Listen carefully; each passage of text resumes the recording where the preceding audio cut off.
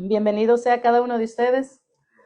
Sean bendecidos los que estamos aquí y los que en algún momento quizás nos escuchen a través de la pantalla. Amén. Que Dios les bendiga, que Dios ministre sus vidas y que Dios traiga esa edificación que quiere hacer en nuestras vidas a través de su palabra. Pues vamos a compartir, hermanos, el consejo de la palabra en Primera de Tesalonicenses. Sabe que la iglesia que se levantó, que se formó en este lugar, en Tesalónica, fue una obra maravillosa de parte de Dios y directamente del Espíritu Santo. Y ahorita vamos a ver el por qué es que estoy diciendo esto. Vamos a leer ahí la lectura en primer capítulo de Primera Tesalonicenses. Vamos a leer el primer capítulo y solamente vamos a leer el verso. Leamos del verso 1 al verso 3. Amén. ¿Lo tenemos? ¿Lo leemos entonces, hermanos? Dice así la palabra del Señor. Pablo, Silvano y Timoteo, a la iglesia de los tesalonicenses en Dios Padre y en el Señor Jesucristo. Gracia y paz sean a vosotros de Dios nuestro Padre y del Señor Jesucristo.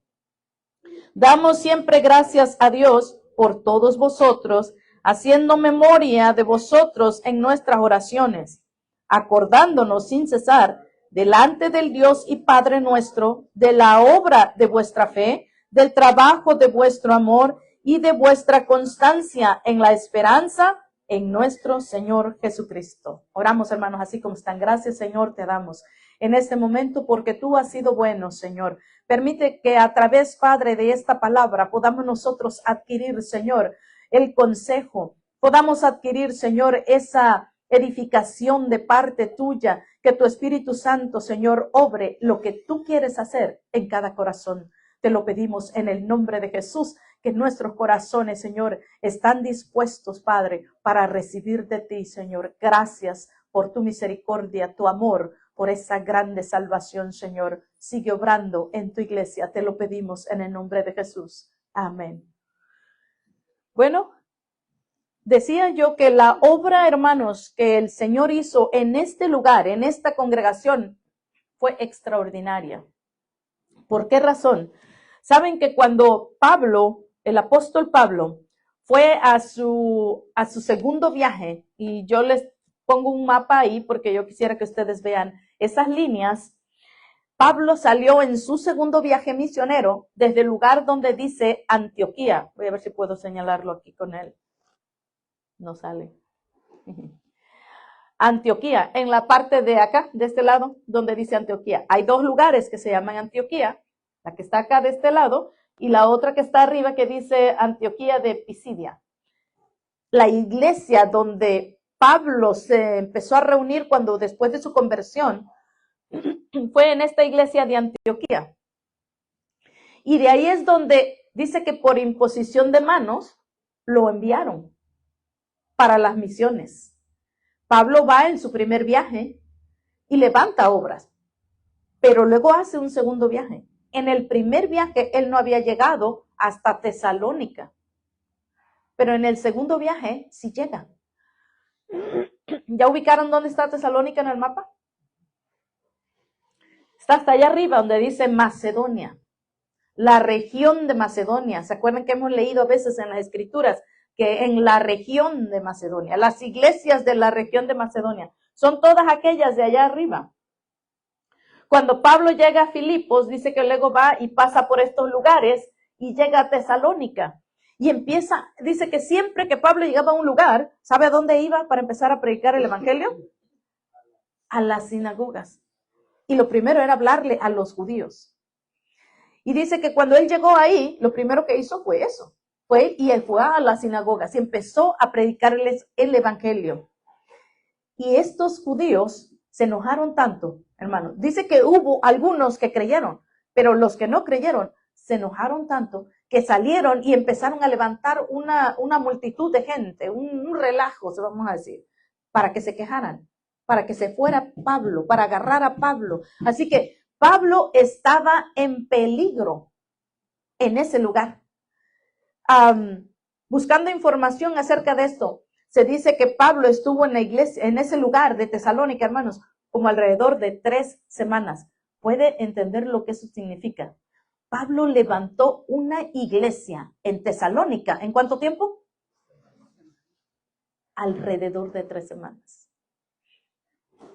Y esto es lo que a mí me sorprende de verdad. Y esto es lo que Pablo está diciendo aquí, en esta carta que le manda a ellos.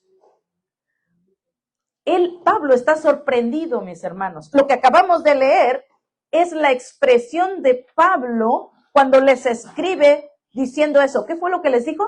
Ahora, con esto en mente de que Pablo estuvo ahí, hermanos, por solo 3 semanas y tuvo que salir huyendo de ahí, corriendo, lo sacaron de ahí. Y dice que después de ahí pasó a la ciudad de, ¿puedes distinguir el mapa? Va así y luego baja hacia abajo. Así que donde dice Tesalónica, la siguiente ciudad es Berea. Y dice que luego baja a la ciudad de Berea y hace lo mismo. Va rápido, inmediatamente empieza a predicar el evangelio en las sinagogas y pasa lo mismo. Y los judíos se enojan y empieza a levantarse otra vez un relajo y la gente empieza a quejarse y Pablo tiene que salir huyendo también de Berea. Pero lo que sucedió en Berea, hermanos, dice que se convirtieron muchas mujeres. Si vamos a Hechos, capítulo 17, usted encuentra esta historia. Léalo ahí y se va a dar cuenta cuánto tiempo Pablo duró en un lugar y qué pasó ahí, el relajo que se arma, sale de ahí, vuelve a la otra ciudad, se va a la otra ciudad. ¿Qué es lo que pasa? Lea Hechos capítulo 17 y usted va a encontrar, si empieza del 16, mejor, va a entender el viaje que hizo Pablo. Capítulo 16, capítulo 17, encuentra usted cuando la gente se levanta en contra de Pablo. ¿Y cómo es que lo tienen que sacar de ahí? Para salvarle la vida. Entonces dice que los que creyeron en Berea, oiga, fue a las sinagogas, les habla del evangelio y dice que en Berea muchos de ellos se pusieron a leer las escrituras para ver y comprobar si lo que estaba diciendo Pablo, que el Mesías era Jesucristo y que había resucitado, si eso era verdad y que si eso se encontraba en las escrituras. Por eso es que ahora usted escucha mucho decir que seamos como los hermanos de Berea, como los bereanos. Eso quiere decir que cuando escuches algo, vete a las escrituras y escudriña y verifica si realmente lo que escuchaste está en las escrituras. Y eso nos lleva a escudriñar constantemente las escrituras. Esto es lo que hicieron los que escucharon el mensaje, el evangelio en la ciudad de Berea. Y se convirtieron muchos. Dice que se convirtieron muchos en Berea. Y entonces ahí surge otra iglesia en Berea. Pero resulta que Pablo no se pudo quedar ahí tampoco, porque se levantaron aquellos que estaban en contra. Y sale de Berea y dice que se va a Atenas. Este fue el recorrido de Pablo. Y a veces pensamos, bueno, pero ¿por qué pasaba todo esto? ¿Por qué es que tenían que levantarse? Porque eran las nuevas buenas de salvación, eran buenas, dígalo otra vez, las buenas nuevas de salvación. Era algo nuevo, era la salvación, el evangelio, hermano, era algo nuevo para ellos.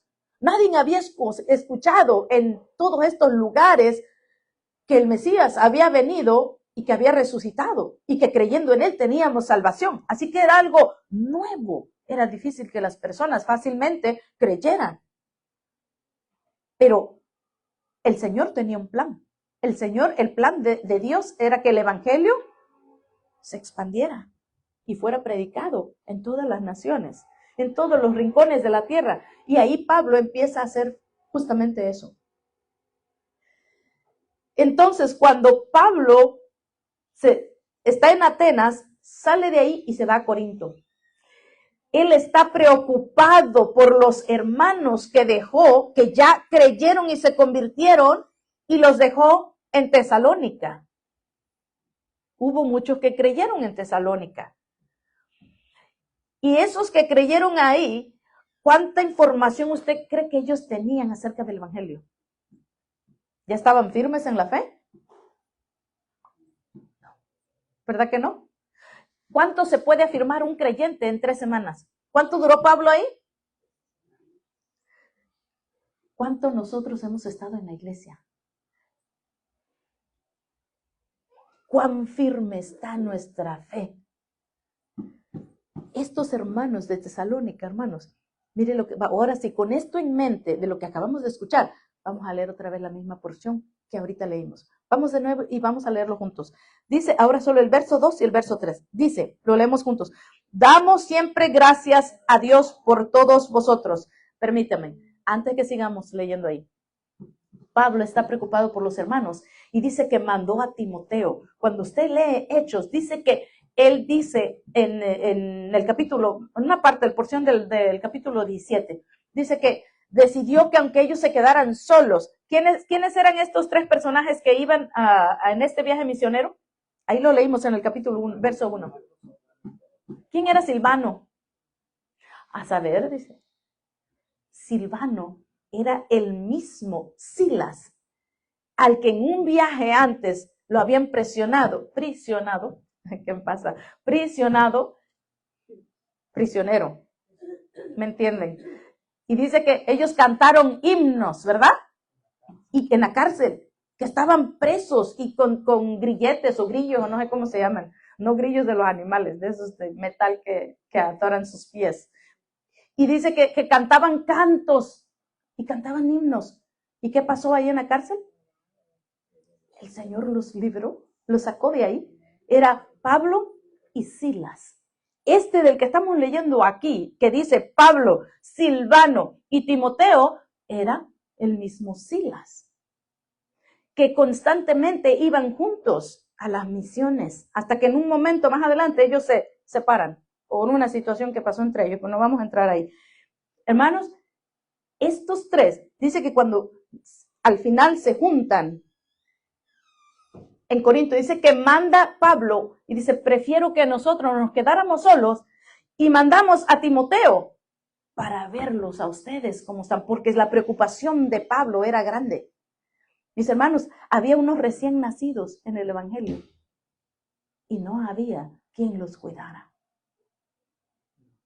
Entonces va Timoteo y Timoteo viene y le trae noticias a Pablo. ¿Y sabe cuál es la noticia que le trae Timoteo acerca de los hermanos que dejó en Tesalónica? Ahora vamos a leer aquí. Vamos a leer versos 2 y 3. Dice, damos siempre gracias a Dios. Léalo conmigo, hermano. Damos siempre gracias a Dios por todos ustedes, haciendo memoria de vosotros en nuestras oraciones, acordándonos sin cesar delante del Dios y Padre nuestro de la obra de vuestra fe, del trabajo de vuestro amor y de vuestra constancia en la esperanza en nuestro Señor Jesucristo. ¿Se da cuenta lo que había en el creyente de Tesalónica? Había tres cosas. Dice que cuando yo estaba leyendo y buscando información de esto, hermanos, se dice que en esta carta es la primera vez que el apóstol Pablo hace mención de esta triada de virtudes del creyente. Triada quiere decir el trío, o sea, el grupo de tres. Es primera vez que el apóstol Pablo menciona este trío de virtudes en un creyente. ¿Que son? ¿Cuáles son? Las identificamos aquí en el verso 3. ¿Cuáles son? La fe y ¿cuál más? La fe, el amor, busque ahí, el amor y la esperanza. La fe, el amor, la esperanza. Cantamos hace un rato un canto, ¿verdad? ¿Qué dijimos? Viva la fe, viva la esperanza, viva el amor. La fe, la esperanza y el amor. Hermanos, estas virtudes son esenciales en la vida del creyente. La fe, la esperanza y el amor. Y los hermanos de Tesalónica habían adquirido eso en tan corto tiempo. Así que Pablo escribe esta carta y les empieza a hablar. Esta carta iba para animarlos, para fortalecerlos en la fe y para corregirlos y exhortarlos, animarlos, de todo. porque cuando seguimos leyendo la carta, les empieza a instruir de muchas cosas, hermanos. Les empieza a hablar acerca de cómo deben dirigirse, vivir los matrimonios, la iglesia, guardarse de la inmoralidad. La primera carta habla de todo esto. Y los está instruyendo. Un comentarista decía que cuando Pablo menciona en su primera carta acerca de que se guarden de la inmoralidad y cómo debe de estar un matrimonio y todo eso, no era exactamente porque ya estaba surgiendo un problema, siendo que la primera carta no habla de ningún problema, no relata un problema específico. Más sin embargo, tiene que ver por la ciudad, por lo que se vivía, el ambiente en esa ciudad. Y quería que ellos se guardaran de eso. Las ciudades de esas áreas, hermanos, eran ciudades en donde abundaba la inmoralidad. Aparte por los templos que tenían en esas áreas también, donde la inmoralidad era parte de los cultos, de los ritos en otros templos para otros dioses. Entonces, Pablo quería advertir a la iglesia que deberían de vivir diferente de cómo vivía el que no creía todavía, diferente de cómo vivía el incrédulo. Entonces, de eso se trata la primera carta, hermanos. Dice que, por lo tanto, su fe producía obra. Es lo que leímos. ¿Cómo dice ahí? Dice el verso 3. Y Padre vuestro, de la obra de vuestra fe. Entonces quiere decir que la fe de estos hermanos, ¿qué producía? Obras.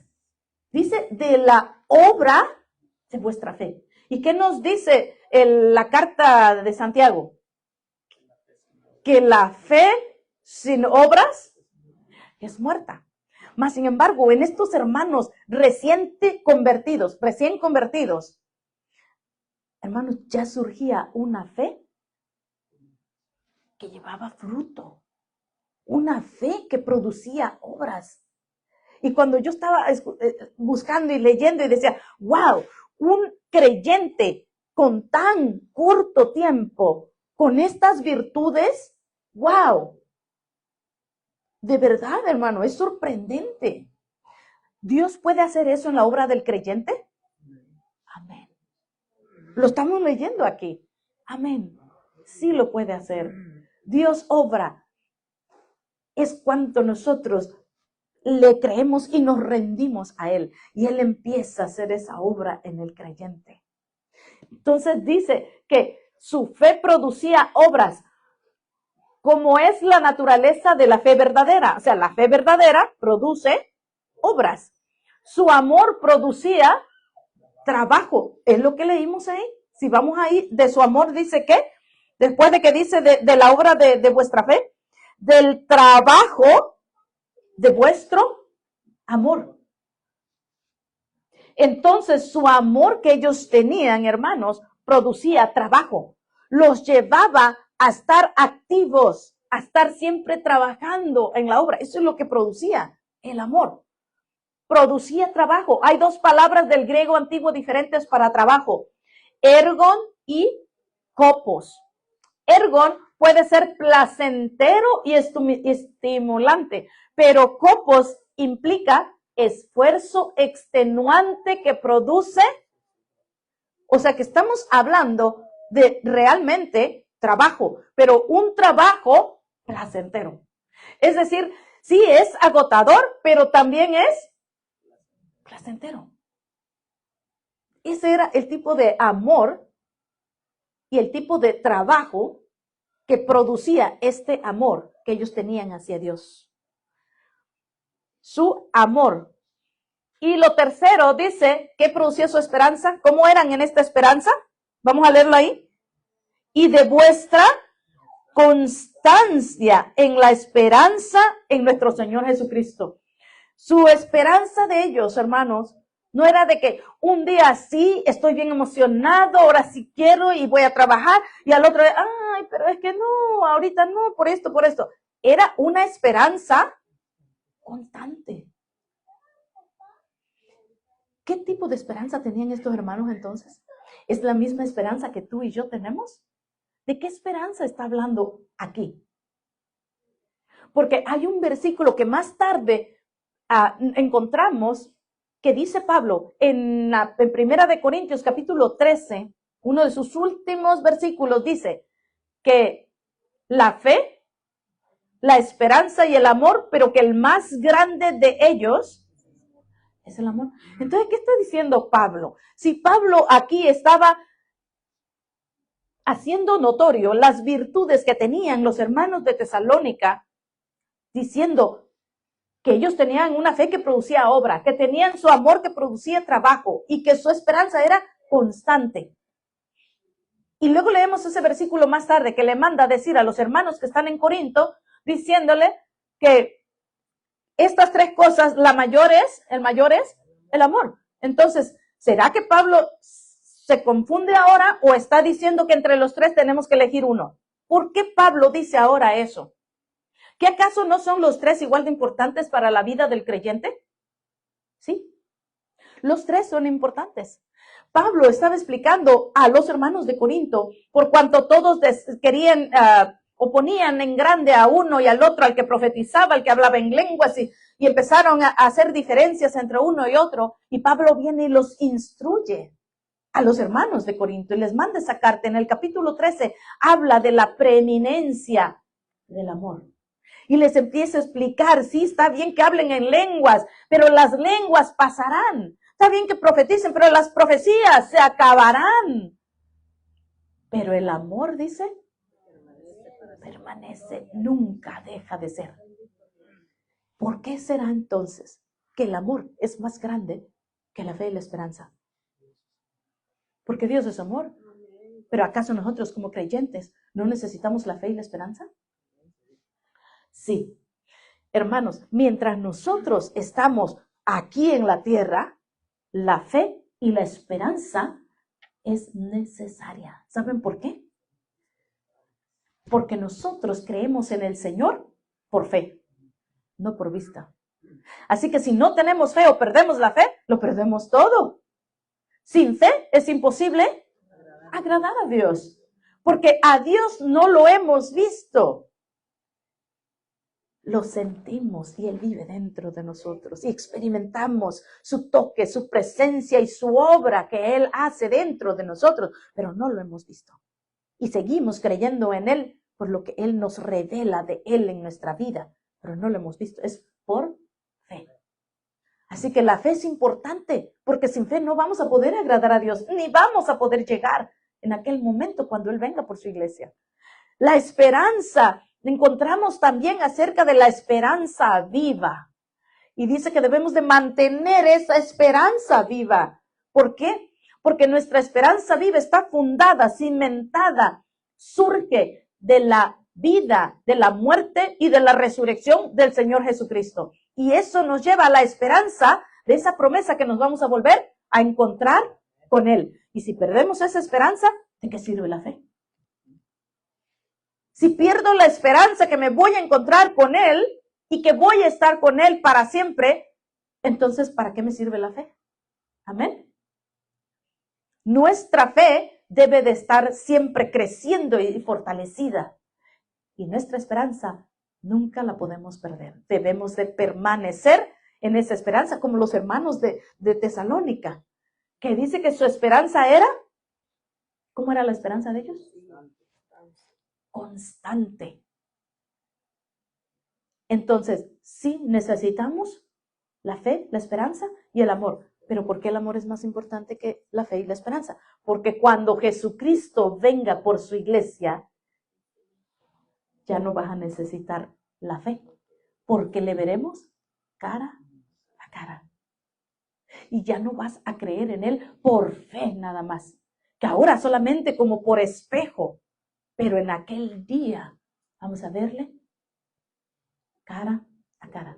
Y ya no va a ser necesaria la fe, ni tampoco la esperanza, porque la esperanza está en encontrarnos con Él, pero cuando te encuentras con Él, ya no vas a decir, sigo teniendo la esperanza de encontrarme con Él, ¿verdad que ya no? Ahora estoy con Él y ya no va a ser necesaria la esperanza. ¿Pero qué pasó con el amor? El amor permanece, porque el amor es parte del carácter de nuestro Dios. Dios es amor. Entonces el amor es eterno. Y tú y yo, allá seguiremos amando a nuestro Dios. Por eso el amor es mayor que la fe y la esperanza. ¿Entendimos eso? El amor es mayor que la fe y la esperanza. Pero mientras estamos aquí, necesitamos las 3 virtudes en nuestra vida. Porque sin estas 3 virtudes, hermano, no será fácil llegar y encontrarnos con nuestro Señor Jesucristo. Amén. Entonces, yo quiero, hermano, que nosotros, cada uno de nosotros, pensemos en lo maravilloso, en la maravillosa obra que el Espíritu de Dios hizo en la vida de estos creyentes en Tesalónica. Y que nosotros podamos anhelar que ese mismo Espíritu Santo haga esa obra en nosotros. Que tengamos esa fe que produce obras. Que tengamos ese amor que también produce trabajo. Y que tengamos una esperanza que sea constante, siempre, todo el tiempo. Las evidencias de elección. ¿Por qué de elección, hermanos? La palabra de Dios llegando con poder. Miren lo que vamos a leer aquí. Pues nuestro evangelio no llegó a vosotros, dijo, en palabras solamente. Cuando Pablo empieza ahí a hablar en todo su primer capítulo, empieza a decirles eso. Que el evangelio que él llegó a predicarles allá en aquel día, no llegó solamente con palabras solamente, sino era un evangelio de poder. La recepción de la palabra de Dios con plena certidumbre. Los hermanos que creyeron, hermanos, creyeron con esa certidumbre. Cuando recibieron el evangelio, lo creyeron con plena certidumbre. Eso es lo que sucedió en ellos, en plena seguridad, es certidumbre. Estaban seguros, creyeron con plena seguridad de que lo que estaban creyendo era verdad. El deseo de ser como Jesús. Y vosotros, les dice Pablo, y vosotros vinisteis a ser imitadores de nosotros y del Señor. Es decir que en ese corto tiempo que ellos observaron a Pablo predicándoles el evangelio, dice que ellos empezaron a imitar a Pablo. Por lo tanto, Pablo en una parte de la escritura dice ser imitadores de mí, así como yo de Cristo. Y aquí se da a notar que ellos, estos hermanos de Tesalónicas, empezaron a imitar a Pablo. Por lo tanto, imitaban a Cristo. Y eso es lo que leemos aquí en estas partes. Y vosotros, dice, venisteis a ser imitadores de nosotros y del Señor. La existencia de gozo espiritual en el servicio espiritual, en medio de gran tribulación con gozo del Espíritu Santo, que a pesar de que en Tesalónica, hermanos, había esa gran tribulación, porque acuérdense que los que se levantaron estaban en contra del evangelio. Por eso es que Pablo salió corriendo de ahí. Lo tuvieron que sacar para librarlo del peligro. Mas, sin embargo, a pesar de esta tribulación que estaban enfrentando los hermanos de Tesalónica, a pesar de eso, hermanos, ellos todavía buscaban y persistían en abrazar esta fe, abrazar el evangelio, y no lo soltaban. Y eso nos dice a nosotros que es parte de la obra del Espíritu Santo, porque esto no puede surgir del mismo hombre, sino solamente del Espíritu Santo que obra dentro del corazón del hombre. Amén. Entonces es la obra del Espíritu Santo. Esto es lo que estaba pasando en los hermanos en Tesalónica. El mensaje de Jesucristo tiene poder para hacer milagros, pero no solo para hacer milagros que a veces quisiéramos nosotros ver, extraordinarios, sobrenaturales. Pero, hermanos, el poder del Espíritu Santo que obra dentro de nosotros es milagro, es poderoso.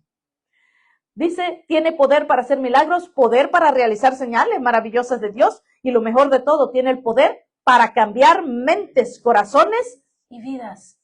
Y eso es lo que sucedió en Tesalónica. Y eso es lo que el Señor quiere hacer en nosotros. Transformar cada vez nuestras vidas y llevarnos, dice, de gloria en gloria, de victoria en victoria. Que nosotros podamos permanecer también en la fe, en la esperanza y en el amor. Amén.